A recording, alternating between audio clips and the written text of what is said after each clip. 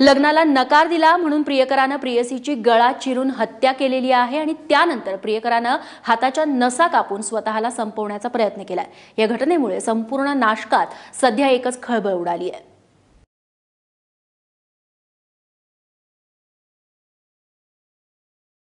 या सुंदर चेहऱ्याच्या आठवणी आता फक्त फोटोपुरत्याच उरल्यात, कारण या फोटोतल्या ज्योती थेटेची निर्घृण हत्या करण्यात आली आहे। ज्याच्यावर ज्योतीचं जीवापाड प्रेम होतं त्या शांताराम टावरेनं ज्योतीला संपवलंय। हृदयाचा थरकाप उडवणारी ही घटना घडली आहे नाशिकच्या शिंदे पळसे गावात। पोलिसांनी दिलेल्या माहितीनुसार गेल्या काही दिवसांपासून ज्योती आणि शांतारामच्या प्रेम प्रकरणाची गावात चर्चा होती। शांताराम टावरेचा वाळूचा व्यवसाय आहे तर ज्योतीनं इंजिनिअरिंग पूर्ण केलं होतं। मात्र या प्रेम प्रकरणाला ज्योतीच्या घरच्यांचा विरोध होता। पोलिसांनी दिलेल्या माहितीनुसार ज्योतीनं लग्नाला नकार दिला म्हणून शांताराम पूर्णपणे बिथरला होता। घटनेच्या दिवशी आपल्या काही मित्रांसह तो ज्योतीच्या घरी गेला। काहीतरी बोलायचंय असं सांगून त्यानं ज्योतीला बाजूला नेलं आणि त्यानंतर ज्योतीवर सपासप वार केले। यानंतर शांतारामनं स्वतःच्याही हाताच्या नसा कापून घेतल्या, परंतु शांतारामसोबत आलेल्या मित्रांनी त्याला तत्काळ उचललं आणि रुग्णालयात धाव घेतली।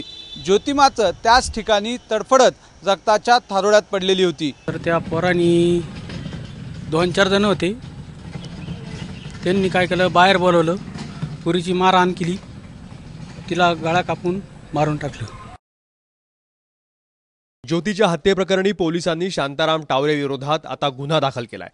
दरम्यान शांतारामला कोणत्या मित्रांनी साथ दिली याचा तपास पोलीस करतायत।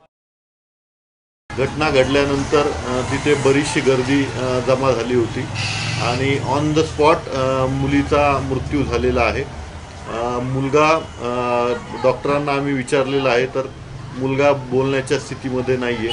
ज्यावेळेस तो ICU मधून बाहेर येईल आणि पुढील तपास होईल त्यावेळेसच आम्हाला पुढचं भाष्य करता येईल। लग्नाला नकार दिला म्हणून प्रेयसीची हत्या करण्याचं कृत्य प्रेमाच्या कोणत्याच चौकटीत बसत नाही। या कृत्याला विकृतीच म्हणावं लागेल। सागर वैद्य, ABP माझा, नाशिक।